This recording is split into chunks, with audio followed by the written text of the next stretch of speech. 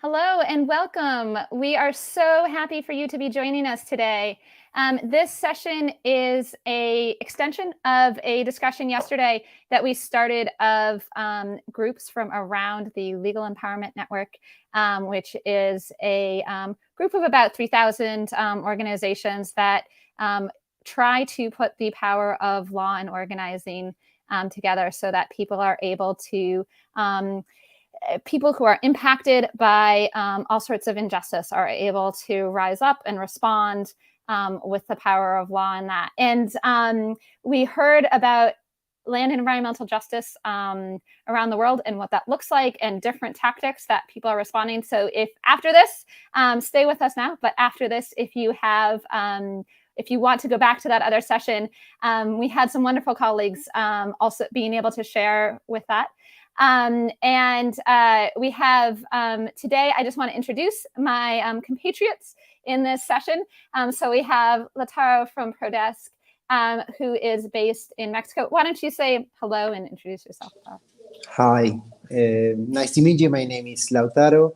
I am the coordinator of institutional development at ProDesk, a Mexican NGO that focuses on the defense of land, territory, and natural resources for indigenous and agrarian communities in Mexico, the defense of labor rights, and we also work closely with human rights defenders in their security. So thank you. Okay, and we also have Iwerks, who is the executive director of Namati, and go ahead and say hello, Vivek. Hey, everybody. Great to be here.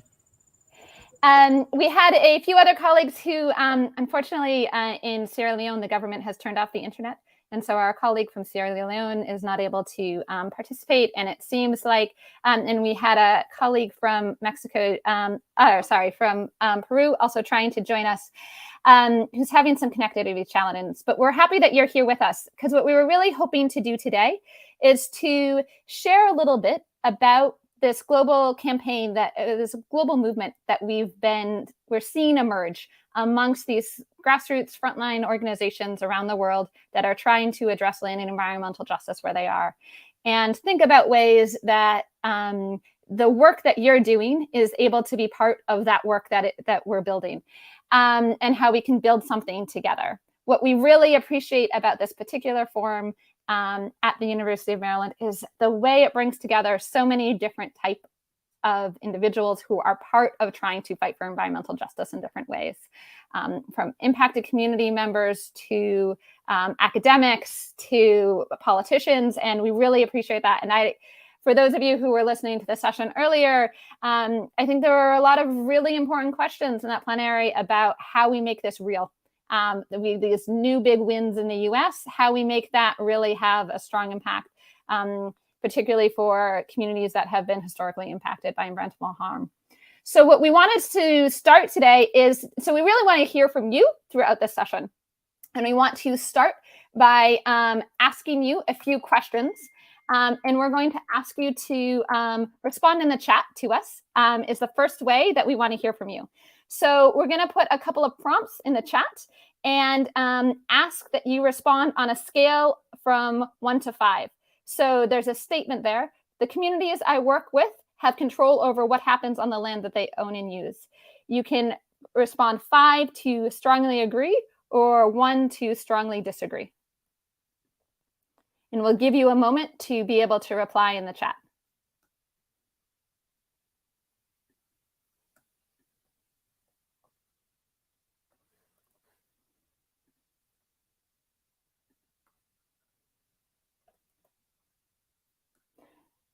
And while we wait for people to reply, maybe Lautaro and Vivek, you guys can each kind of feed in on what your experience has been of how either the communities you work with have responded to this question or what you've seen other organizations do in response.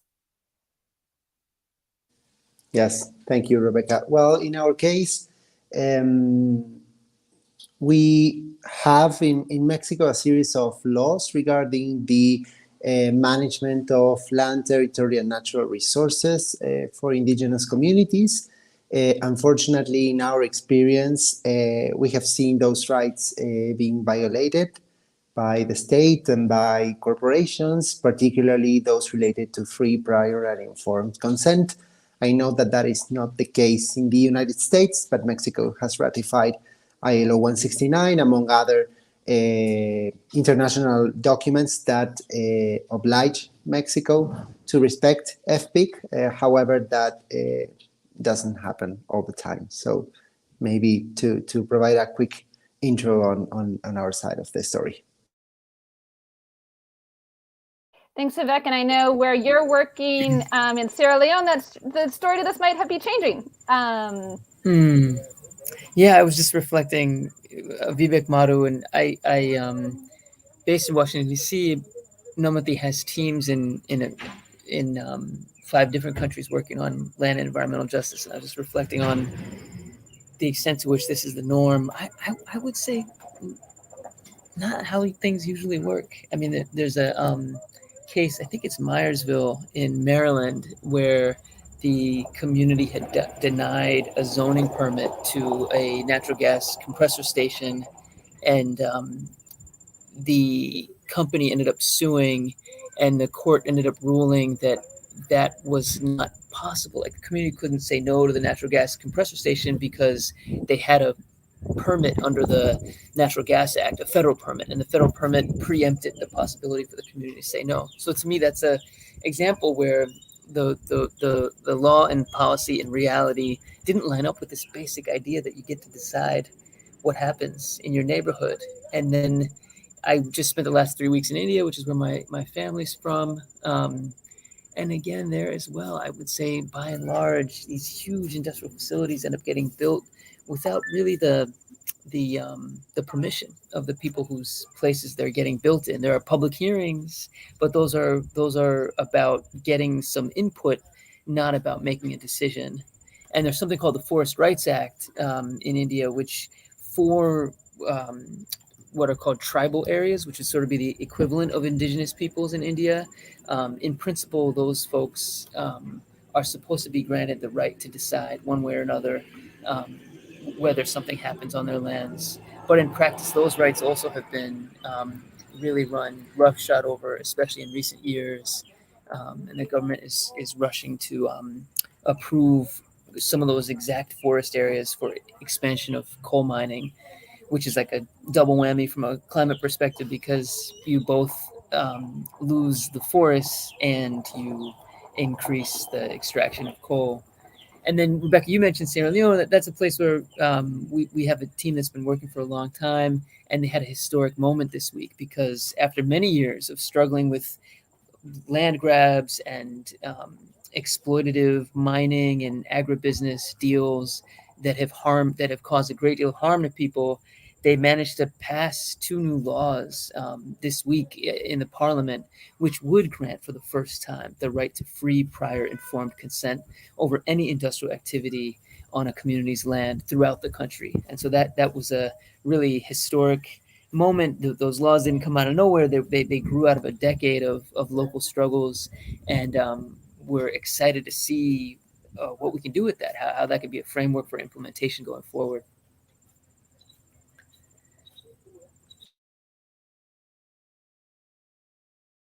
Sorry. Is it just us and Kim Wei? Hey, Kim. Kimmy Wei. Kimmy. Hi, Kimmy. I see that you put a strongly disagree in the chat, and I welcome you to say more about that in the chat and hear more about your story. We would love to kind of connect with that as well. In the meantime, I'm also going to put in the next question. So for those of you just joining us, welcome. I'm Rebecca Iwerks from the Legal Empowerment Network, and we're talking about some similarities that communities are experiencing around the world and how we might work together to address that in a global movement around environmental justice. The next statement is that companies that operate near the communities I work will respond to the community's concerns. So you should see it in the chat. You can hit 5 if you strongly agree, 1 strongly disagree, and you can put that around that spectrum.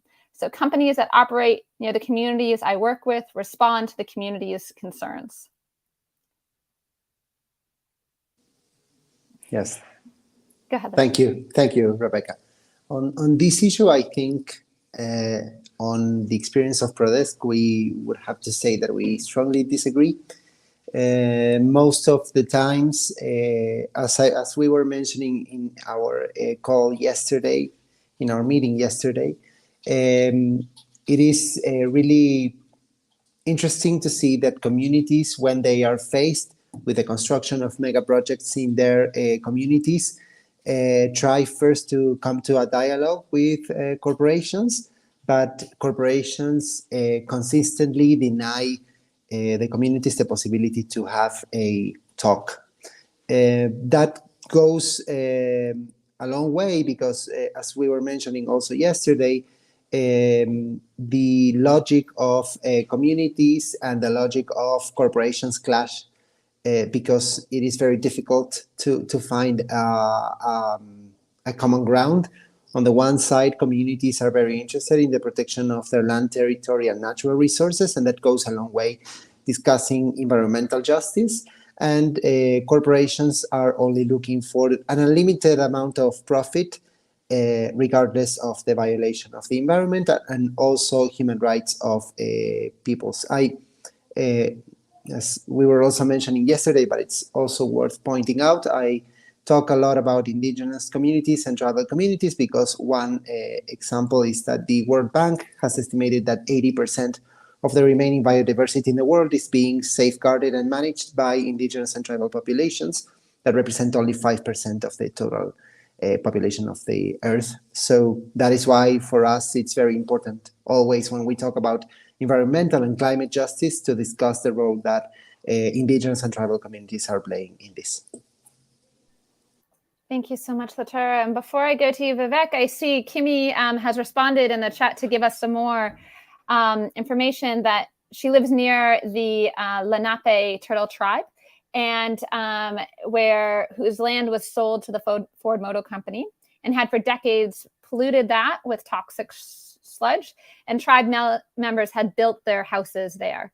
And that it's the first site that twice was declared a Superfund site in the US, and that's been a historic battle in that area. And that sounds like similar to what Lautaro was bringing up about the importance also of indigenous people in the United States. We call them native tribes as well, right? Having that a historical experience with their land, and also a real difficulty in being able to stand up to corporate actors. Vivek, I don't know if you have any particular recollections that you want to share around this idea of how companies could respond to communities' concerns where they operate, and what your kind of overall impression is of the communities that you've been working with. I mean, so many dark memories that I imagine certainly echo with what Lautaro was just describing, and I imagine echo experiences of others on the call that I might not even add value to bring them back up. One small thing I was going to say, just in relation to the framing of the question, companies that operate near communities I work with respond to the community's concerns.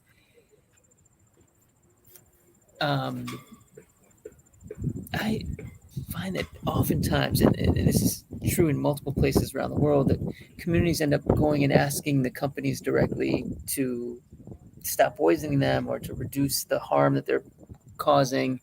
And that can be a pretty weak route, because the communities on their own are so outgunned. You know, there's such an imbalance of power between communities and companies, and so the role of the state is so crucial there. You know, it's like instead of begging the company for mercy, that pathway of communities engaging public institutions that belong to them, that belong to us, and insisting that those institutions exercise the authority that they have over any corporation that's operating, to follow the rules that are on the books, and to respect the rights of the people who live nearby. Just that, you know, that the importance of that third corner of the triangle to counterbalance the power that corporations have in relation to communities.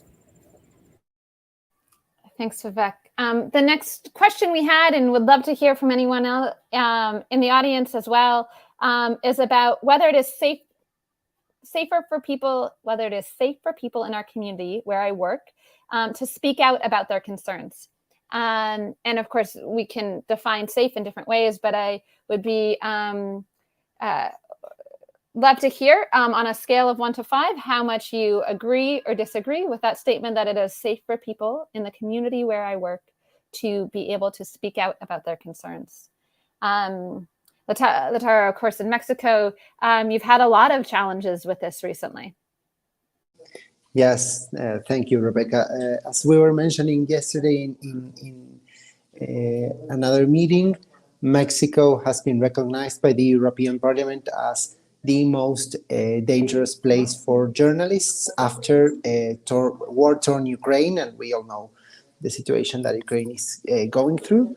And regarding human rights defenders, Latin America has been the most violent region for many years now, and particularly for land, territory, and natural resources human rights defenders or environmental human rights defenders, Mexico is the second most dangerous place in the world after Colombia.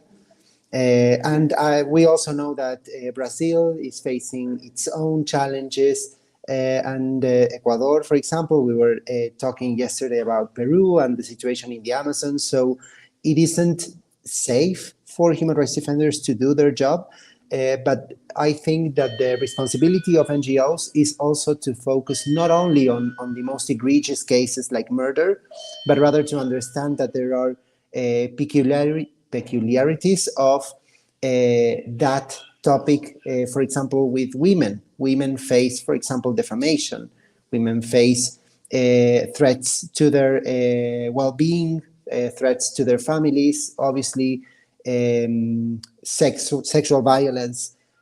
So that's also important to point out when we are discussing the security of human rights defenders. What are the different aspects that when men and women are facing when they are defending the environment?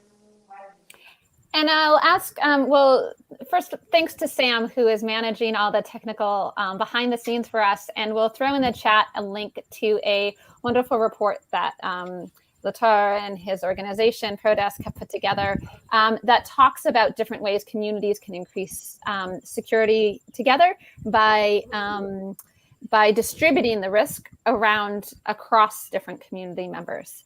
Vivek, go ahead. I'm so sorry, Kimmy, to hear that about your husband. I'm just reading the chat on here. Yeah, but I think this is a tragic and enraging fact about the 21st century is that standing up for the planet, standing up for your community can get you killed. And that's true in many places. Lautaro mentioned Latin America as the most dangerous. I just came home from 3 weeks in India where there's a great many instances of retaliation, death threats, intimidation, criminal charges happening against people who are doing that simple thing of trying to stand up for themselves and for the places that they live in. Even here in the US, we've encountered examples of intimidation, retaliation, physical attacks, companies calling and making economic and other kinds of threats against people. And so this feels like such a crucial priority. Like, you can't have environmental justice if standing up for environmental justice gets you in trouble or worse.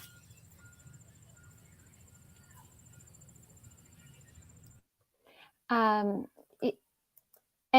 I echo Vivek in saying sorry, Kimmy, to hear about your husband, and I appreciate you engaging with us and sharing your story.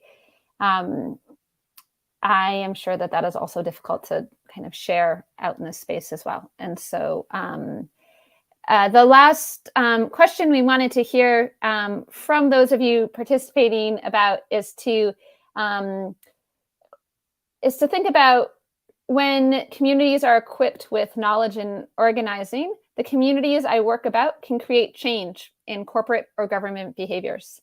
And would love to hear if you agree or disagree from that statement. And I'll share back some feedback of how, when we've asked this question of groups like those represented at this conference, about how they feel about that, how we've seen responses to that around globally. But before I do, just wanted to give a chance for Lautaro and Vivek to share kind of your own reaction. Yes, thank you, Rebecca. I think that one of the things that motivate the work that we do is the conviction that this is true, that when communities are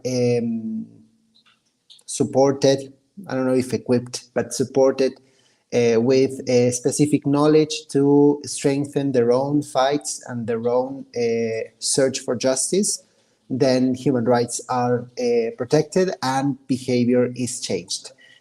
We were also discussing yesterday the recent case that we had in Prodesk, where after 5 years of litigation, advocacy, and communication campaigns in Mexico, we were able to stop the construction of an unlawful wind park that was going to be built in an indigenous community in Mexico, that was going to be the largest wind park built in Latin America, and that it also comes down to the idea of how green energies, or so-called renewable energies, corporations behaviors, and environmental and climate justice all intersect or intertwine. So yeah, again, I think we are fighting against a system that is very complicated, but the idea that this is possible is what actually motivates us to continue doing what we are doing. I would echo that, Lautaro. Yeah, I mean, what tools do ordinary people have? I mean, don't have much money typically. Don't have guns usually, but if you do have guns, that can often be more trouble than it's worth. Two of the most important weapons or assets that we've got are the rules on the books, imperfect as those rules are, and ourselves, our own people power. And what we have seen in many parts of the world, even very, very difficult places, is that when you wield those two tools in tandem, the power of law, the power of people, you can squeeze justice out of broken systems. You can get meaningful results. In Myanmar, before the coup happened, but still under a very repressive climate, communities used law and organizing to get 8 unlawful manganese mines shut down that were poisoning their rivers, poisoning their farmland, poisoning their lungs. In India, communities across 4 states have used law and organizing to get meaningful remedies to over 150 cases of unlawful pollution. And this is not using litigation. This is just engaging administrative institutions directly, invoking knowledge of law, invoking concrete evidence of where there were violations, and getting those administrative institutions to do their jobs, things like the pollution control boards and the coastal zone management authorities. So yeah, I do think that there is power in law and organizing, and there's power to both get successes and meaningful remedies in specific cases, but also ultimately to be on a pathway towards fundamentally changing the systems under which we are living. Thanks, Vivek. And I'll share too that we have asked this set of 4 questions in a lot of different convenings now. It is interesting, the similarity across the responses that we hear, right? In that communities very much are feeling like they don't have a say over their land, and that they are not seeing companies or governments being responsive. And yet, and that it's really can be tricky in terms of the safety of speaking out. And yet, that when communities are equipped with knowledge and organizing, that there is room for change. And that being really exciting to see happen in so many different places, and something we're hoping to tap into more broadly. We want to share 2 stories because we, as a collective, have really believe in the power of sharing each other's stories and sharing the stories of how communities have come together. So we're going to show 2 videos to you with Sam's help. And after that, have a little bit more space for feedback for those who are available. And before we shift out to the stories, I'm going to the videos. I'm just going to give Vivek a last chance to say goodbye, because I know that you have to. Yes, thank you so much for having me, Rebecca, and appreciate everybody for coming through. We're in the process, Rebecca will say more about this and Lautaro will say more about this, but we're in the process of trying to build and come together around a global campaign for grassroots environmental justice. And so I'm really keen to hear the inputs and ideas that come in to shape that campaign. But yeah, thanks for having me. Sorry, I have to run early. Thanks for that. Bye. Bye, you guys.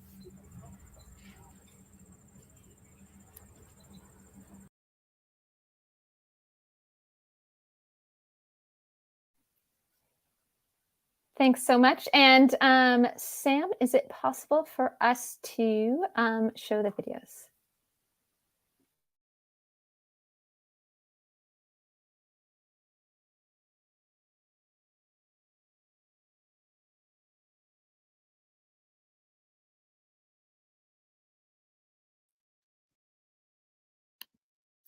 Is this the correct one? Yep. Sarah Thank you so is much. also blessed with natural resources. But over time, people began talking about the natural resource curse. We've seen big companies coming in to exploit the minerals and our land, and we have not been able to pin down any of the benefits to communities. 200 years, that is almost how they live. So that all don't die.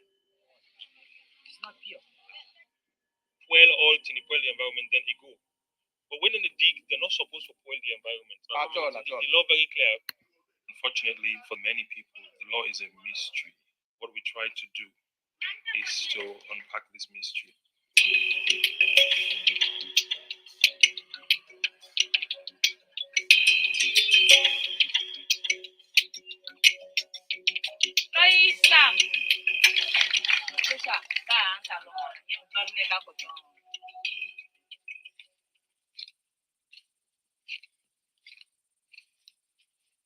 They found out that their local chiefs had made deals with a Chinese rubber company, and they had sold nearly 1,500 acres of land to this Chinese company.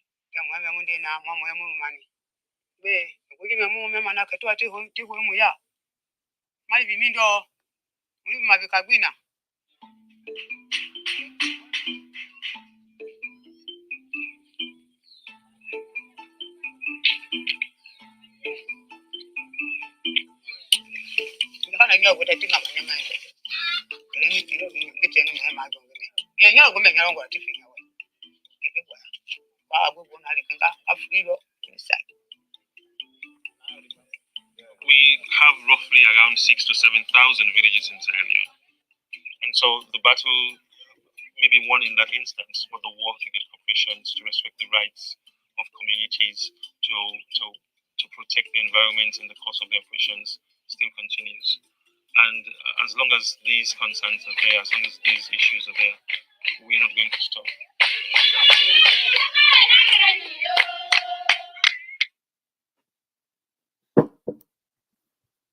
Thank you so much, Sam. And that was a short version of a video of from some of our colleagues in Sierra Leone and the work that the communities there are doing. And you can see the full version of that we'll put in the chat if you would like to watch the full version of that story on your own as well. And before we show the next video, Lautaro, I don't know if you want to give a little introduction. Yes, thank you, Rebecca. Well, you will see in the video the case that I was mentioning a few minutes ago. So we have been supporting an indigenous community in southern Mexico who is defending their land, territory, and natural resources from different wind parks in Mexico. One of these wind parks would have been the largest wind park built in Latin America, the property of Électricité de France, which is a very famous energy company in Europe. And what you will hear in the video are the testimonies of some of these human rights defenders from the community, understanding how was life before those wind parks arrived, not only to the community, but rather to the whole region of the Isthmus of Tehuantepec, and how is life now, and what are the challenges and risks that they are facing. So it's not me talking about the case, but rather people from the community talking about it. And you will also see some of the images which I think do not make justice to how impactful those wind parks are, because it's difficult to actually have these on video. But I will tell you that being there, it's just incredible to see all of those wind turbines so close to their houses, and having cumulative impact not only on the environment but also on the livelihoods of these communities. Thanks very much, Lautaro. Sam, if we could try to share the next video, thank you.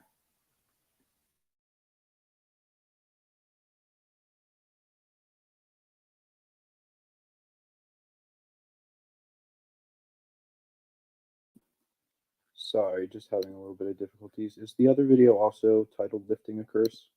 No, but if it helps, I can try to share it from my screen. Yeah, if that would work. It looks like that's the video file I have is. Okay, no problem.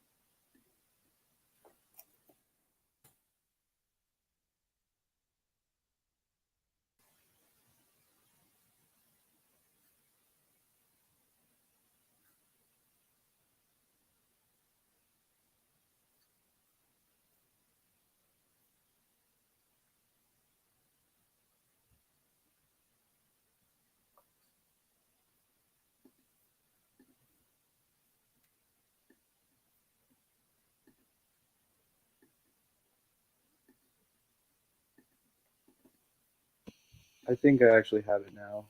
Okay, great. Yeah, my screen, my computer won't let me share the screen. Okay, sorry about that. Let me know if this is the right video. Thanks, Sam.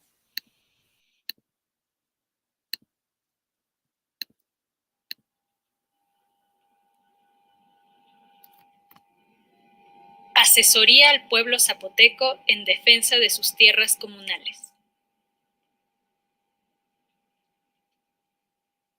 Identificamos como importante tener una línea dentro de nuestra defensa integral, que es la de comunicación estratégica, que busca construir una narrativa diferenciada, busca darle espacio y voz a las comunidades y los colectivos para que sean ellos y ellas mismas quienes planteen su caso hacia la opinión pública y que tengan también un espacio en el debate nacional. Pues en un principio no podíamos ni siquiera sacar una nota, ¿no? Aquí en la región para hablar en contra de los proyectos eólicos. Las radios de la región, como los periódicos, estaban más que nada controlados por la empresa. Vienen la gente de otro lado, viene a invertir, pero para ellos, no para la población. Entonces ellos dicen que traen empleos, traen desarrollo, pero no es cierto. No es cierto, porque tenemos 3, 4 años de que están los de esta empresa acá y no se ve nada. No se hizo ninguna consulta previa. Entonces, cuando ellos ya llenen todo esto, pues no sé a dónde nos iríamos nosotros. ¿Por qué? Porque nos van a encerrar. Gracias a PRODES, que fueron los que ahora sí nos abrieron los ojos. Nos dijeron, estos son sus derechos. Entonces, tenemos que defenderlos, porque nadie va a venir de fuera a decir, yo lo voy a defender por ti, ¿no? Sino que tenemos que estar ahí. Creo que defender la tierra pues es defender la vida, ¿no? Porque significa muchas cosas, significa el mar, significa la tierra, significan las plantas, significa el aire que yo respiro, significa la amistad que he construido a lo largo de mi vida en este espacio. Desde mi visión como mujer también lo veo así. Es un espacio donde pues está la vida de toda la comunidad y de todos los que vienen, no solamente de los que pasaron, sino los que estamos y de los que vienen todavía, ¿no?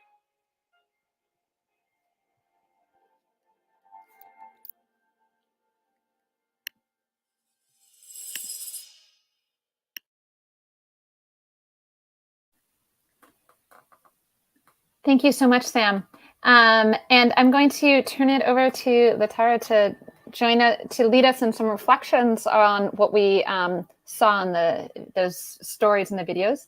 And as we do, I want to also just acknowledge Kimi had shared in the chat in response to the question of communities being able to respond, that a nearby community in her county, people organized to fight sitting of a medical waste facility in the community, and the opposition was strong, and then permission was denied, being another example of how communities can bring their voices together. Go ahead, Lautaro. Yeah, I think what is important on these cases is the construction of collective power, and I think that also shares common topics on the Sierra Leone case, the Mexico case, and what Kimi has been mentioning on the chat, the idea that if you build collective power, then you have the possibility to make real change. So the question for any organization, whether grassroots or an international organization, is how do we create and how do we foster collective power so that the communities can make sure that their rights are being respected, not only the environmental or their land, territory, and natural resources rights, but also other types of rights. So we are discussing a lot about the right to development and what development means for communities, and how do these development models from outside of communities clash with the interest of these communities. And in that sense, I think we see, as I was mentioning, a common thread around these cases. The construction of collective power is fundamental to making strong, sustained systemic changes. That's why, for example, we at Prodesk do not work with individual cases. We work only with groups because we believe that fostering collective power is fundamental for these kinds of struggles. What we wanted to know on the chat is how do these comments resonate with your own experience or your own work in the defense of human rights. So maybe we can take a few more minutes to do that on the chat. It's been very interesting on the LEJ core group, the Land and Environmental Justice core group supported by Namati, hearing also this idea that building collective power is very powerful around continents.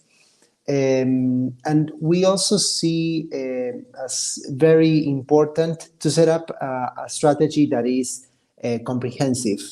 So I remember that the colleague Ashley was mentioning this yesterday, the idea that us organizations and the communities have to have a broad array of strategies in order to push for justice. So it's not just litigation or just advocacy or just communications or just research, but rather all of these things combined. And that obviously bears the question of how much effort are we putting into communities? Because we've seen this happen a lot in Mexico. Communities have their own lives. Communities have their own things to do. And the idea of finding a common center between what we as organizations think it is good for communities and what communities actually can do is very delicate. and I think it's always worth discussing. So I know that. So what was the question? Are there any parts of these struggles that we've seen in the videos that resonate with your own experience or your own work? That would be the question for setting up the conversation. And I don't know, Rebecca, you also know about the case happening in Sierra Leone, and I know that it's been the situation is very difficult now, but hopefully everyone is okay over there.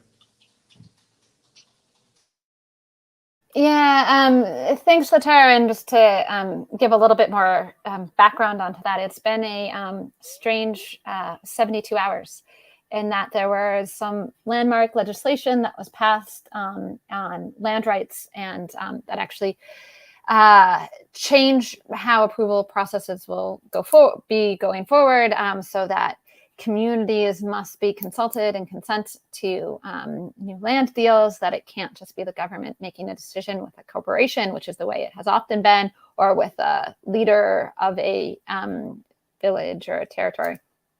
And so it's a really big difference. It also required that a certain percentage of women are a part of land management committees going forward, and really has changed a lot of rights.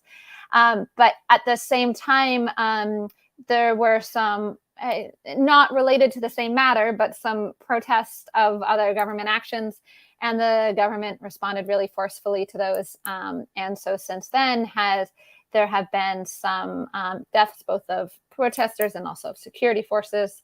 And the government has restricted access to the internet, in part because they want to restrict organizing mostly. And so we have heard from our colleagues there. Unfortunately, they are well at the moment. Yeah, it just brings to light how much these the situation is always turbulent, right? Even in the middle of victories, there can also be these challenges of taking a step beyond what the government is comfortable with in that space. I am appreciative, Kimmy, of your kind of engagement. I see some people responding on the Padlet. And I want to, before we go to some of the other questions in the Padlet, wanted to just share with you all a brief presentation of what we have been building together. And so we have been collecting, like you have mentioned, the stories that we've been hearing, they really resonate across different communities that we've been hearing. And so we bring this type of videos to other communities, and they see their own struggles in those communities. And we've been wondering about how we unite that power across communities throughout the world and within the United States, to be able to have a say over what happens on the land that they own and use. And so we have been hearing from communities like the one you saw in Sierra Leone that have been fighting for consent, to be able to have that right, to be able to say yes or no, something should be happening on the land that they own and use. We've been hearing from communities in Mexico, really fighting for dignity, to be able to live where and to continue their lives where they are, and also to considering how to integrate with energy transition and green energy, and to not have that be repeating the same patterns that have been happening through other corporations. We've been hearing from communities also wanting to report on what's happening in their land. And so I'll share later another video in the chat of our partners in the Philippines who have been diligently monitoring what has been the impact of different mining and other activities close to their land, and being able to fight for that data to be considered as valid, and for that data to be recognized by both the companies and the government, so that they can have measures that respond to what the community has been finding, and to be validating that experience from the community. So we have seen through all of these different examples, communities rising up and being strong. And at the same time, the powers of greed and colonialism being entrenched, and having feeling that it is important in that context to strengthen the solidarity and the collective voices that have been responding to this. So I have so we have started to bring together organizations from, and this map just illustrates coming across, we have about 20 organizations across 16 countries that have been coming together and talking about these are the experiences that their communities they work with have been responding to, and what can we do next as a collective. And the way that my colleague Sonkita, who you saw in one of those videos, shares this is to say that each one of us wants to share their own patch of the earth. We've been trying our best and it's not working. So now we're bringing our voices collectively, because in our own different countries, people are destroying the world. We're coming together to say, this has to stop. And as my one of our colleagues said yesterday, Ashley Woodard Henderson, we're also coming together because it works, right? And so there are all these reasons why we're coming to unite these powers, but also because we believe in that power, that impact from this sort of collective action. And what we've come to find that we want is that communities who are safe and supported and united, that we want the power to say yes and no to development, that we want their communities to have monitoring of what is happening on their land to be respected by government and companies. And we want opportunities to link with each other's power and experience. We want access to timely information about what has been happening on the land. And we want resources to go toe to toe with corporate governments and actors. So we want the communities to have access to finances and expertise to be able to stand on an equal footing with those powerful actors. And so those are the types of things we want, and we've all been fighting for them within different communities. And we have this question then of what's the impossible thing we can do together that we can't do alone. So in addition to continuing our own fights and drawing from each other's knowledge to be able to make those fights better, how can we put our power together and be able to build something that is stronger than each of those collective things? Because what we're up against are these systems and this, and as Lautaro often mentions, that the companies and the governments are working together and collaborating and sharing information about how to continue this system. And that we also need, in response to that, to be able to build something where we are collaborating and not just sharing information about how to do work better within our own communities, but also how can we overturn that. And so we are in the process then of creating a movement that is creating change both to local grassroots community-based networks, to nationally creating change, as you heard the examples in Sierra Leone, regionally within agreements like the Escazú agreement, participating in those and thinking about if there are potential for replicas of that within Africa or other spaces, and also thinking about global systematic change. How can the way that climate finance moves forward incorporate communities and incorporate those most impacted by climate change into the financing? Or how can the global systems of business and human rights really bring forth the community's right to consent on the land, and new due diligence laws? How can they also include community monitoring in that? Thinking about problems like that. And while we are thinking about these global ways of spaces where we could create change, we also are thinking about changing who the change makers are and how they're viewed.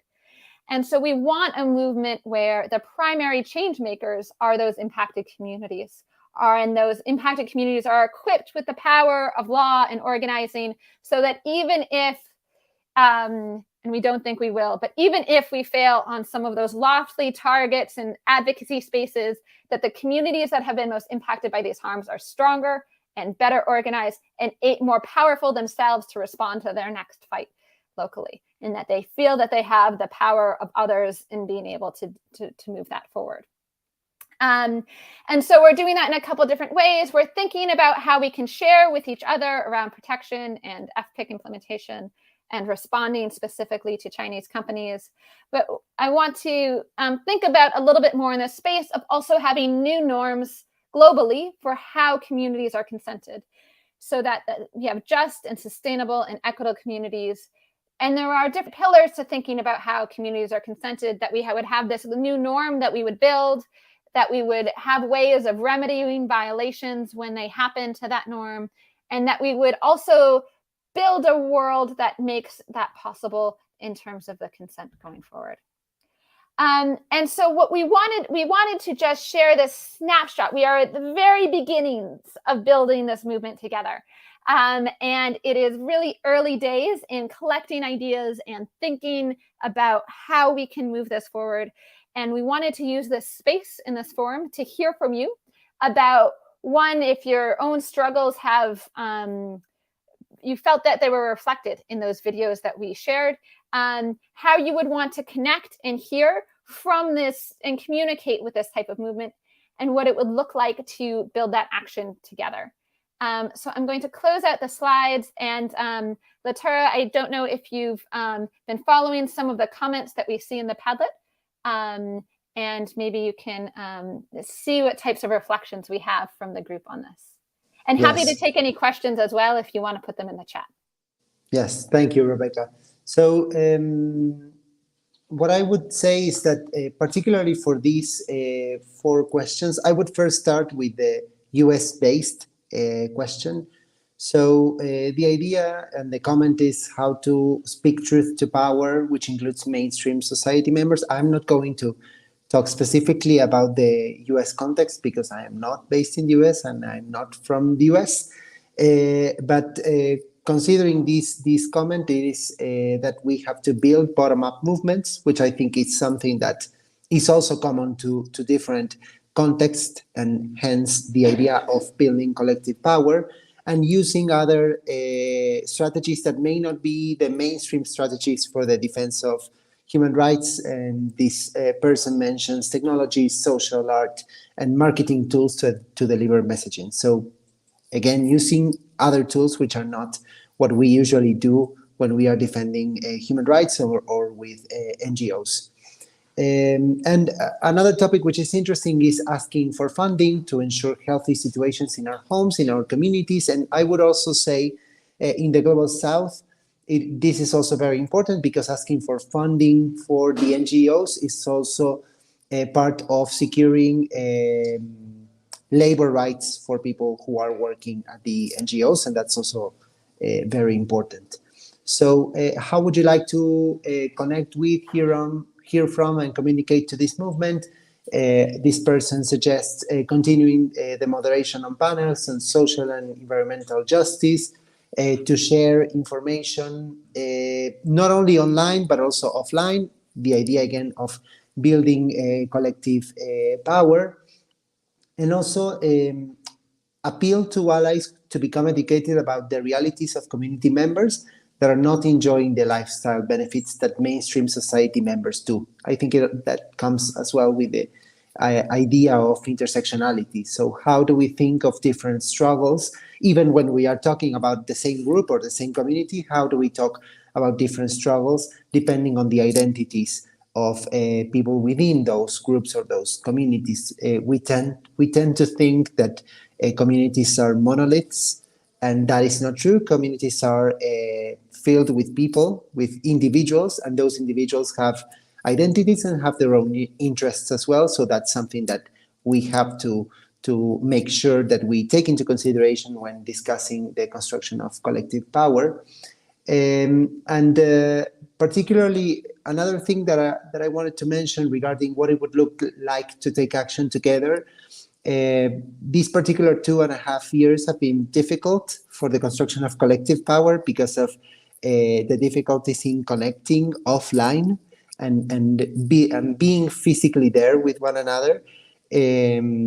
So I would take this note that there is this idea of how can we build collectively online, but that the need for constructing and building and sharing offline is also a big part of this. And on our side, we will have to continue monitoring the health situation and continue to be creative and resilient in order to identify when it is better to meet online and when it is better to meet offline, considering that what we've been doing in Mexico is putting the health and safety of the communities at the center of the discussion and first. So those are some of the things that have been popping out in the Padlet. And if you happen to be joining this session and you're watching it later, because I know there are a lot of great sessions right now throughout different things, please feel free. You'll see the link in the chat. You can go back to it, and please feel free to add your ideas later to the Padlet if you're watching this session later. We would love to continue hearing from you and to be able to continue to integrate your thoughts about what would it look like for you to be able to participate in this movement going forward. Kimmy asked a question about how to join the movement, and we'll put in the chat now.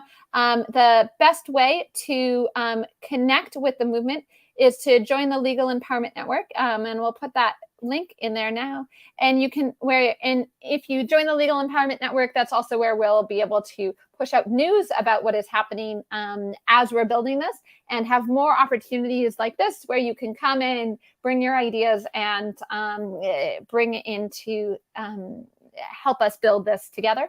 And the other way is to send me a note, and I put my email in there if you want to discuss this further and see how we can work on it together. I realize we are about at an hour together, and so I think we'll move towards closing out. Before we do, the organizers wanted me to let you all know that lunch is to take it at your leisure, and to try to come back at 1 o'clock for the start of the next sessions.